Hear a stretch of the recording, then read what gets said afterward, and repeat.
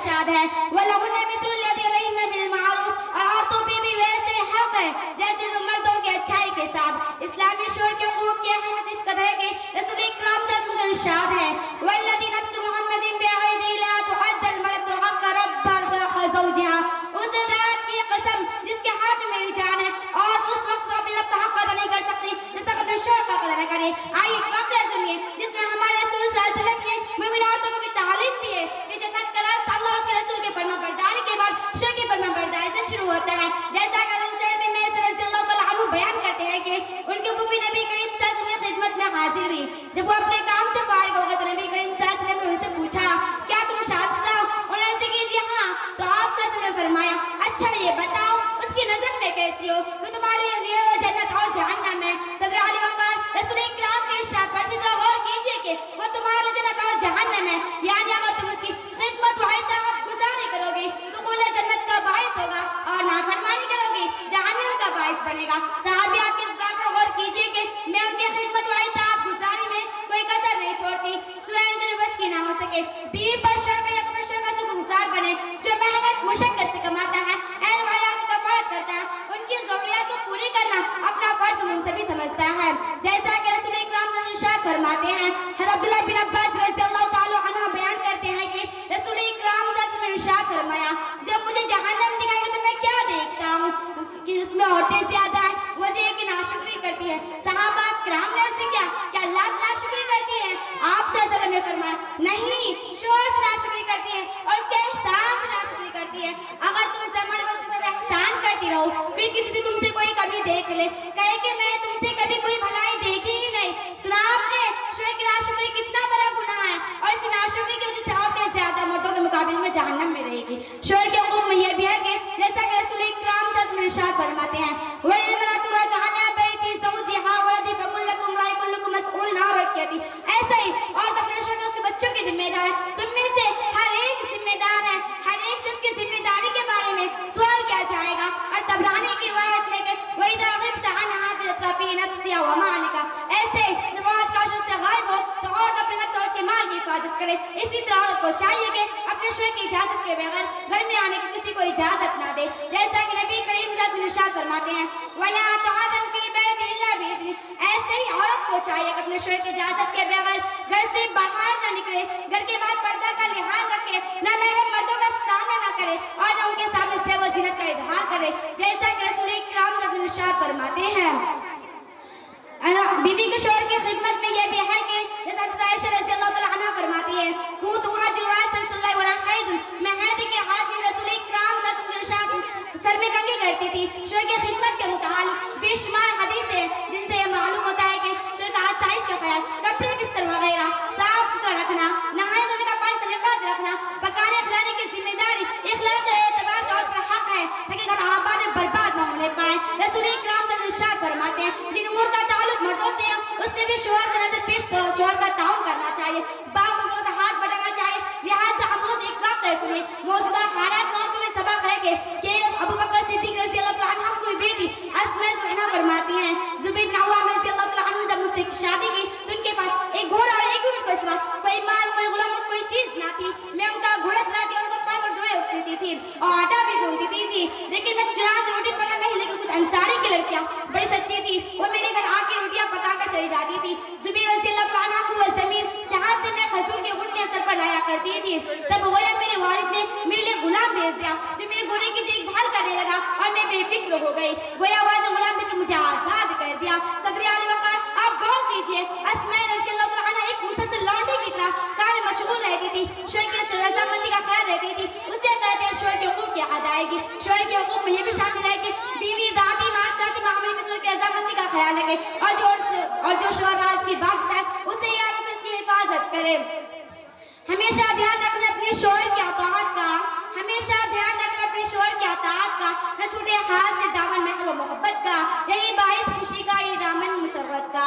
میاں بیوی کا رشتہ مقابلے کا بلکہ محبت کا ہوتا ہے، میاں بیوی کا رشتہ مقابلے کا بلکہ محبت کا ہوتا ہے۔ اگر یہ رشتہ مقابلے میں ہونا شروع ہو جائے تو رشتہ اخلاق میں مل جاتا ہے۔ درود و اسلام کا ہدیہ آئے نامدار حبیب پروردگار کل عالم کے مالک و مختار نبیوں کے سردار زمانوں کے رہبر نور اول نور آخر حضرت محمد مصطفیٰ صلی اللہ علیہ وسلم کی بارگاہ عالم پناہ میں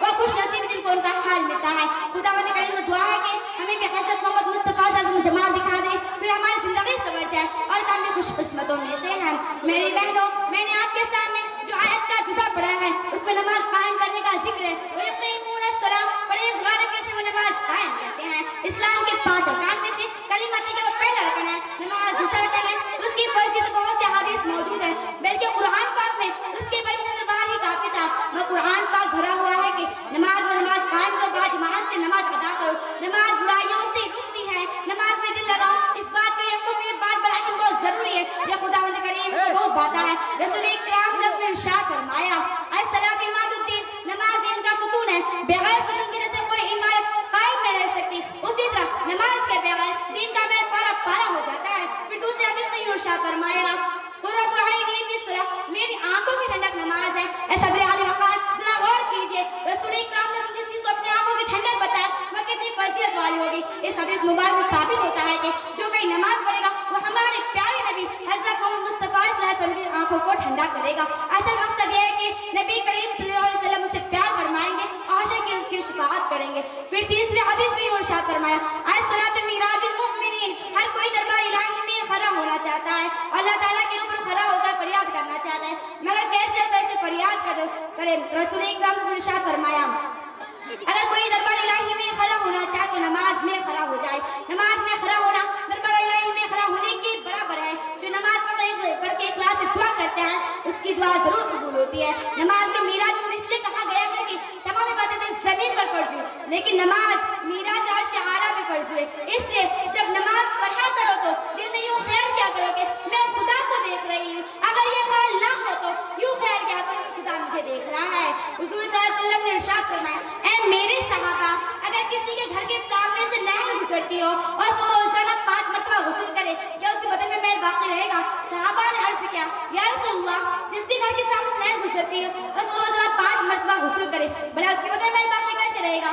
رسول اکرام نے ارشاد فرمایا, اسی طرح جو نماز پڑھتے ہیں اس کے گناہ بھی نہیں رہتے. ہمیں غور کرنا چاہیے, ہم جب 5 نماز ادا کریں گے تو اس کے ساتھ ہمارے گناہ بھی مٹتے جائیں گے.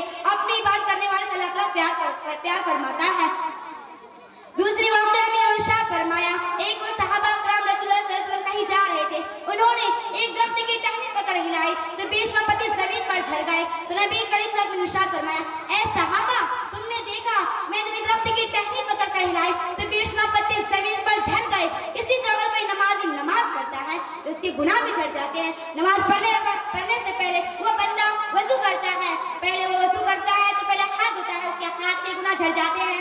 منہ میں پانی ڈالتے تو منہ کے گناہ جھڑ جاتے ہیں, ناک میں پانی ڈالتے ہیں تو ناک کے گناہ جھڑ جاتے ہیں, چہرہ دھوتے تو چہرے کے گناہ جھڑ جاتے ہیں, چہرہ دھونے کے بعد جب وہ بازو دھوتا ہے تو بازو کے گناہ بھی جھڑ جاتے ہیں, بازو دھونے کے بعد جب وہ سر کا مسح کرتا ہے تو سر کے گناہ بھی جھڑ جاتے ہیں. تو اللہ تعالیٰ فرماتا ہے, وضو کر کے وہ کعبہ کے جانب چاند کی انگلی اٹھا کر آسمان کی طرف دوسرا کلمہ پڑھتا ہے تو اللہ تعالیٰ فرماتے ہیں, اے میرے بندو فرشتوں, جاؤ اس بندے کے لیے جنت کے 8 دروازے کھول دو, یہ چاہے جس دروازے جنت میں داخل ہو جائے. بولے سبحان اللہ. ایک روز صحابہ کرام رسول اللہ صلی اللہ علیہ وسلم سے ارشاد فرمایا, اے صحابہ, اگر آپ قیامت کے روز آپ اپنے امتیوں کو کیسے پہچانیں گے؟ تو صحابہ نے عرض کیا, اے میرے صحابہ, اگر 1000 گھوڑے میں سے سفید ٹانگوں والے گھوڑے زیادہ ہو, کیا سفید ٹانگوں والے گھوڑے کا مالک نہیں پہچان سکتا؟ صحابہ نے عرض کیا, وہ مالک ضرور پہچان لے گا.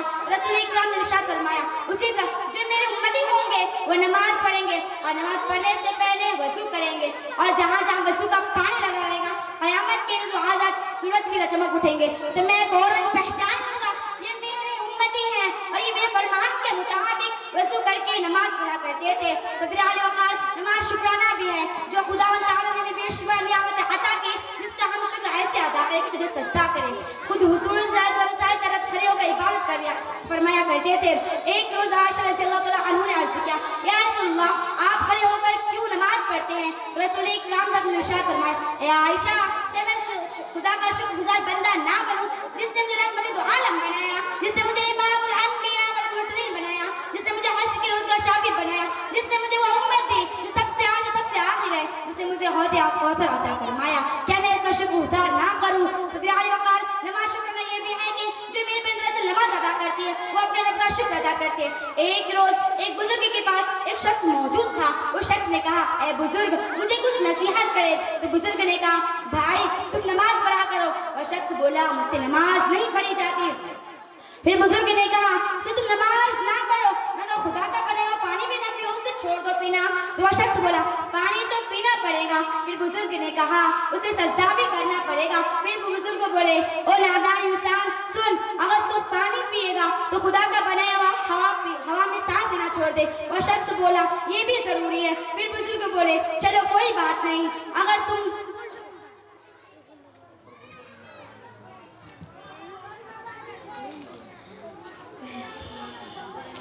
ٹھیک ہے۔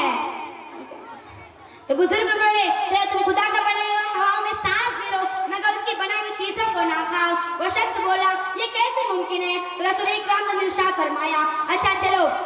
پھر بزرگ نے کہا کہ تم اس کی بنائی ہوئی چیزیں بھی کھاؤ مگر خدا کی بنائی ہوئی زمینوں پر نہ چلو۔ وہ شخص بولا ایک یہی زمین ہے اس زمین سے کوئی زمین رہنے کو نہ ہے میں کہاں جا سکتا ہوں؟ اور وہ بزرگ مسکرائے بولے اور نادان انسان سن جس کا بنایا پانی نہ تو مر جائے گا، جس کی بنائی ہوا سانس نہ تو مر جائے گا، جس کی بنائی چیزیں کھانے کو نہیں تو مر جاتا ہے انسان، جس کی ایک یہی زمین اور زمین کوئی رہنے کے ہی نہ ہے تو کیا تو اسے 5 وقت سجدہ نہیں کر سکتا؟ جس کی دی ہوئی آنکھوں سے دیکھتا ہے، جس کی دی ہوئی کانوں سے سنتا ہے، جس کی دی ہوئی زبانوں سے بولتا ہے، کیا تو اسے 5 وقت سجدہ نہیں کر سکتا؟ کتنا ناشکرا ہے، کتنا خود غرض ہے۔ اسی وقت اس شخص وقت طاری ہو گئی، توبہ کر کے وہ سجدہ کرنے والوں میں سے ہو گیا۔ قرآن پاک کا ارشاد ہے وَمَا خَلَقْتُ الْجِنَّ وَالْإِنسَ إِلَّا لِيَعْبُدُونَ اور نہیں پیدا کیا جن اور انسانوں کو سے اپنے عبادت کے۔ ایک روز ایک عورت ہمیشہ دل لگا کر نماز پڑھا کرتی تھی اور وہ ہر وقت اللہ تعالیٰ کا شکر ادا کیا کرتی تھی۔ ایک روز وہ روٹیاں لگانے کے لیے تندور تپایا میں رکھ دی اور اتنے میں اس کی آزمائش کا وقت آ گیا اور وہ خود نماز میں مشغول ہو گئی۔ اے عورت نے کہا اے عورت نماز چھوڑ دے تیرا بچہ تندور کی طرف جا رہا ہے مگر عورت نماز نہ چھوڑی۔ پھر شیطان نے کہا اس کے بچے کو اٹھا تندور کے خوب قریب کر دیا۔ پھر کہا اے عورت اب تو نماز چھوڑ دے تیرا بچہ تندور کی طرف جا چکا ہے مگر وہ نیک صالحہ عورت نماز میں مشغول رہی اور خدا کو سجدہ کرتی رہی۔ پھر شیطان اس کے بچے کو اٹھایا اور تندور میں پھینک دیا۔ پھر جیسے ہی عورت کی نماز مکمل ہوئی خدا کی بارگاہ میں ایک سجدہ کیا یا اللہ میں تو کوئی دنیا کی کاموں میں مشغول نہ تھی، میں تو تیری عبادت کر رہی تھی، میرا ایک لوتا بیٹا جو تندور میں گر گیا ہے میں اسے تیرے سپرد کرتی ہوں۔ اس عورت کا سر سجدے میں ہی تھا کہ آواز آئی اے عورت تیرا بیٹا نہیں گرا، جا کر دیکھ تیری بیٹی کو آگ نے نہیں جلایا، وہ آگ گلزار بن گئی۔ وہ عورت روتی ہوئی اٹھی اور جا کر دیکھی تو اس کا بیٹا بیٹھا تندور کے پاس انگوٹھا چوس رہا تھا۔ وہ فوراً جا کے گلے سے لگائی۔ اس عورت نے پھر غیبی سے آواز آئی اے میری بندی جو میرا شکر ادا کرنے کو سجدہ کرتا ہے میں اسے کبھی نقصان نہیں ہونے دیتا۔ تو وہ پھر اٹھی اور جا کر مصلی بچھائے اور 2 رکعت نماز شکرانے کی ادا کی۔ سبحان اللہ وما علینا الا البلاغ المبین۔ ماشاء اللہ یہ تھی عشرت پروین جو تقریر پیش کر رہی تھی، اس کے لیے